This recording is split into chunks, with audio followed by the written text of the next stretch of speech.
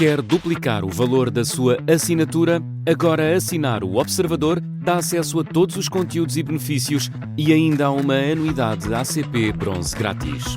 Terá vantagens que vão desde plano de saúde gratuito a descontos em combustível. Esta é uma assinatura que vale por duas. Assine hoje em observador.pt com 45% de desconto.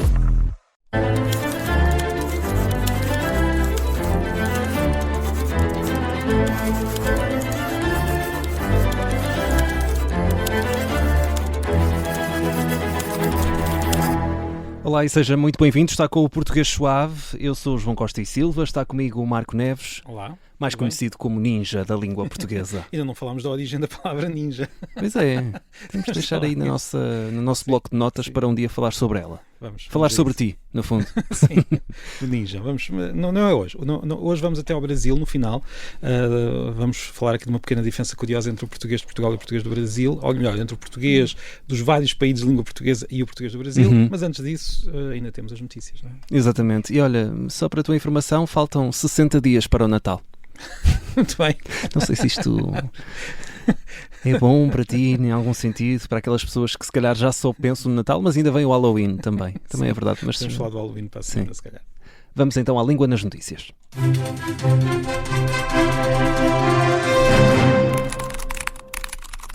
Marco, o que é que temos em destaque esta semana? Esta semana tivemos 2 dias de luto nacional pela morte de Francisco Pinto Balsemão e também tivemos outra notícia que também levou a luto, neste caso não nacional, mas luto pelo menos de muitas pessoas que o conheciam, de Laborinho Lúcio.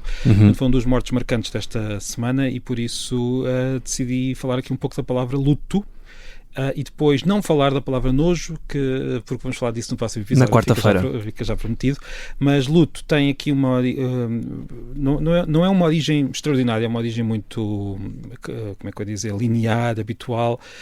O luto português vem daquela língua que nós chamamos habitualmente de galego-português, um nome que dava para um episódio ou 2 ou 3 do português suave, que era luito. Este luito tinha vindo do latim luctus. E agora, a parte talvez um pouco mais interessante desta história, que nós já conseguimos reconstruir a origem de luctus, vem de uma palavra muito mais antiga, do proto-indo-europeu, que é uma expressão que eu uso aqui muitas vezes quando falo da origem das palavras, vem de ou virá, porque não se tem certeza neste caso, virá de uma palavra que era algo como leug, que queria dizer partir alguma coisa. Isto é a parte curiosa, porque como é que nós passamos de uma palavra que quer dizer partir alguma coisa para o luto que nós sentimos. E o significado que tem, não é? E neste caso, o partir alguma coisa leva... presume-se que tivesse associado também a partir de um osso, por exemplo, alguma dor, e foi desta associação de partir a dor que depois passou a haver uma palavra que queria dizer a dor e depois especializou-se naquela dor que sentimos quando parte alguém. E é daí que vem o luto, que é uma experiência comum a toda a humanidade, como sabemos. E neste caso tivemos um luto particular esta semana.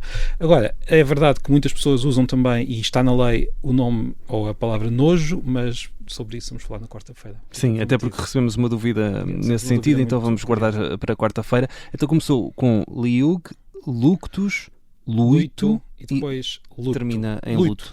O luito, podemos só aqui sublinhar que aquela palavra, este luito do galego-português medieval, tem estes ditongos ui e ei, são muito comuns da nossa língua, do galego e do português.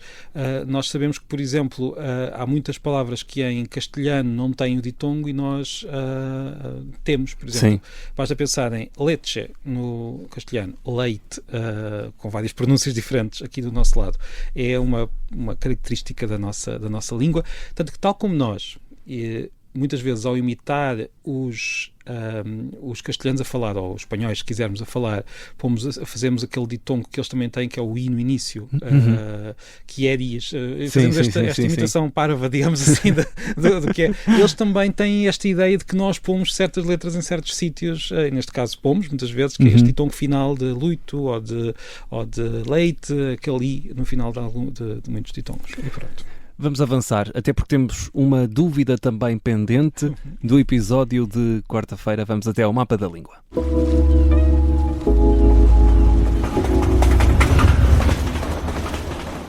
E no mapa da língua? Foi das melhores dúvidas que já recebemos. Sim, certo? um áudio muito original de um dos nossos ouvintes, o Marco Lopes. Não vamos repetir, não é? O áudio.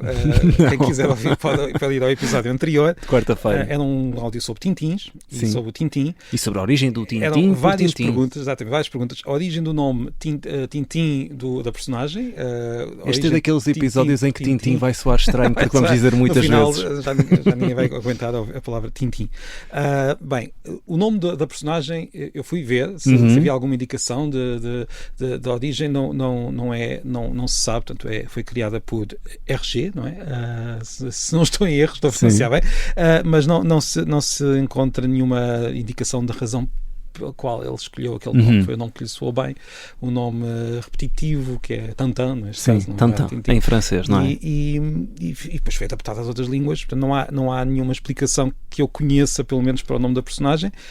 Agora, a expressão Tintim por Tintim, vamos passar a essa. Tintim por Tintim. Nós não temos, mais uma vez, certezas, mas posso, por exemplo, há uma página no Ciberdúvidas que de vez em quando eu refiro, e se calhar devia referir mais vezes, que é um grande recurso que nós temos sobre a nossa língua, e esta página refere várias obras, e foi aqui que eu encontrei, porque não tinha este livro em casa, uma explicação do Dicionário de Provérbios e Curiosidades de Magalhães Júnior, um livro brasileiro. É esta uma antiga locução portuguesa cuja popularidade decorre sobretudo do facto de ter servido como título de uma revista teatral de Sousa Bastos, que alcançou extraordinário êxito em Portugal e no Brasil. Pronto. Pelos vistos, houve uma peça teatral que levou a que isto fosse uma expressão muito... Agora, de onde é que veio o Tintim por Tintim?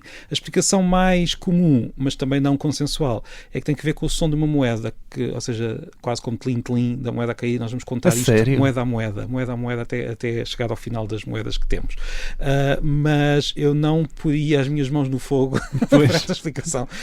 Ou na moeda. Há outra que diz que vem de uma palavra cantonesa, ou que se usava ali na zona de Cantão, de tsing-tsing, que queria dizer saúde, mas esta ainda me parece mais estranha. Agora, devo dizer, isto é importante para a explicação seguinte, que escreveu-se durante muito tempo Tentim por Tentim. A sério? E esta mistura entre o I e o E é muito comum no português também. Portanto, Tentim passou para Tintim. E isto leva-me à terceira pergunta do Marco. Como é que era o apelido? Marco Lopes. Marco Lopes. Não sei porque o nome recordei, mas o apelido não. Que é, por que razão é que nós usamos também para os testículos? Exatamente, tintins. E aqui também a explicação também é só uma tentativa, mas parece-me que, primeiro, nós muitas vezes substituímos uma palavra mais séria por outra brincadeira, começando pelo início. Portanto, o facto de ser tentim por tentim explica que nós temos ali uma ligação à palavra técnica, digamos. Okay. Pode ser por aí. E depois temos simplesmente a repetição muito infantil. Nós gostamos muito de repetir sons quando temos palavras xixi, cocó, por aí fora. Sim. E, portanto, nós já falámos disso, lembro-me no episódio com o Ricardo Araújo Pereira. Ou seja, há aqui uma transformação do nome técnico. Estou aqui a supor, não há nenhuma prova disto. Uma transformação do nome técnico numa coisa que começa pela mesma sílaba e que se repete. Deve ter sido uma brincadeira de alguém, alguma vez. Não temos... O certo é que pegou fogo, por usar uma expressão brasileira, e hoje nós ouvimos esses tintins que nunca pensei estar a discutir esta expressão aqui. Exato. No pessoal, nós às vezes perdemos um bocadinho o rumo deste programa, não perdemos é? um bocadinho. Pronto, eu há pouco antes de começarmos estava a conversar contigo e a dizer que é daqueles casos em que a pergunta, já aconteceu outras vezes, a pergunta é mais interessante do que a resposta. Sim. Mas é aquilo que eu consigo dizer sobre isto. Mas pronto, nós somos muito curiosos. Neste caso, o Marco Lopes foi muito curioso. O Marco Lopes que manda mais perguntas, que eu estou muito curioso para ouvir mais. Exatamente, um grande abraço. Vamos para a nossa última rubrica, mitos e dúvidas da língua portuguesa.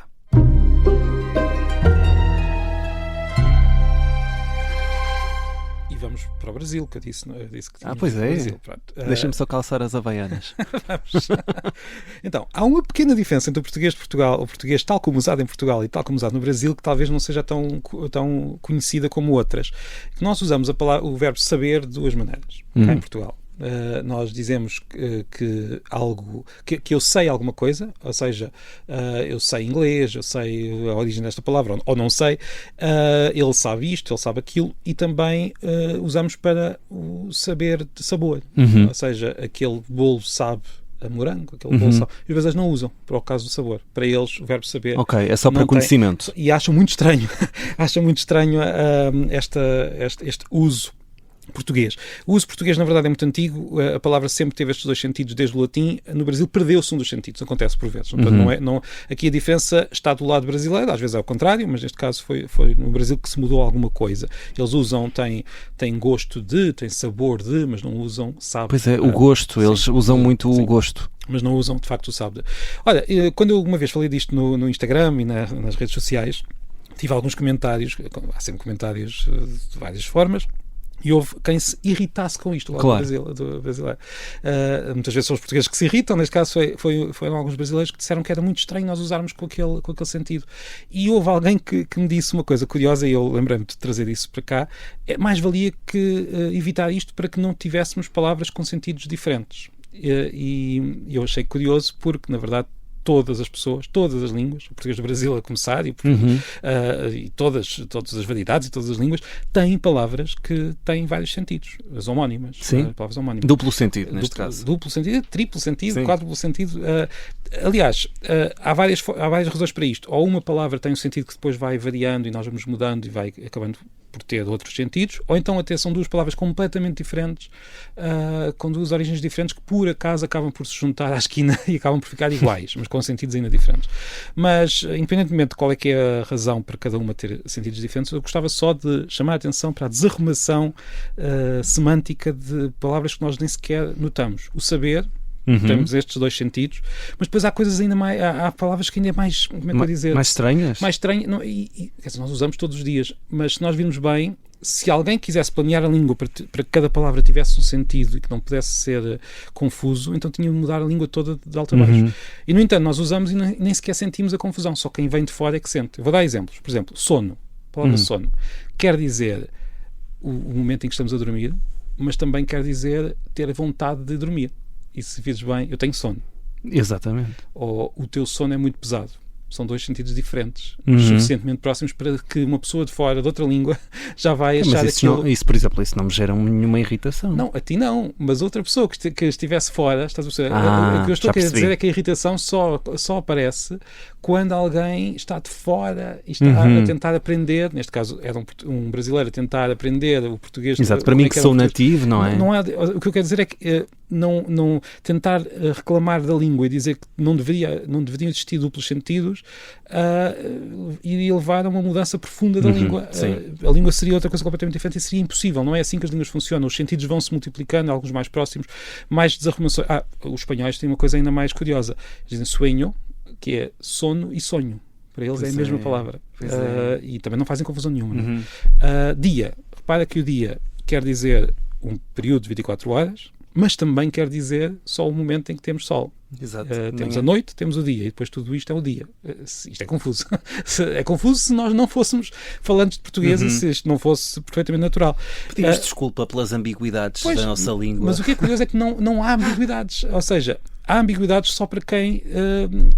pensa nisto demasiado, não sei se não estou a explicar. Se a pessoa, para nós é uma questão... Ninguém tem qualquer dúvida. Se eu disser estou cheio de sono e se eu disser tens um sono pesado, todas as pessoas percebem isto perfeitamente. Para um espanhol será estranho pensar que noutras línguas sonho tem duas palavras diferentes para os dois sentidos. Portanto, para eles é perfeitamente natural. Eu dou muitas vezes este exemplo. Para um inglês, eles têm uma palavra para aquilo que para nós é uma parede ou é um muro.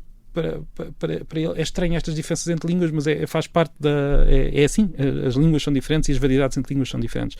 Querer corrigir isto, eu poderia dizer que é quase o mesmo como uma pessoa olhar para uma floresta e dizer as árvores deviam estar todas à mesma distância umas das outras. Não faz sentido nenhum. Podemos fazer isso com uma ou duas, mas uma floresta é mesmo assim.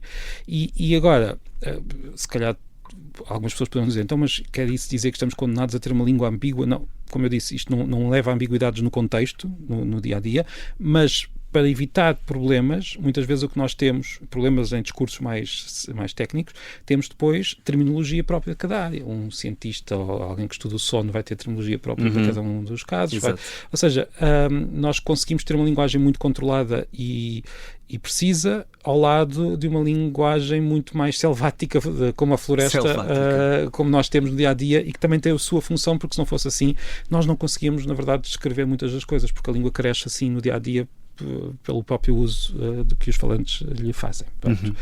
E é isso. Ficamos por aqui, neste crescimento da língua com ambiguidades, mas que no fundo... Mas só para dizer que eu gostei muito do comentário, porque se não tivesse tido aquele comentário da pessoa irritada, não teríamos tido aqui este assunto agora, este chá de conversa.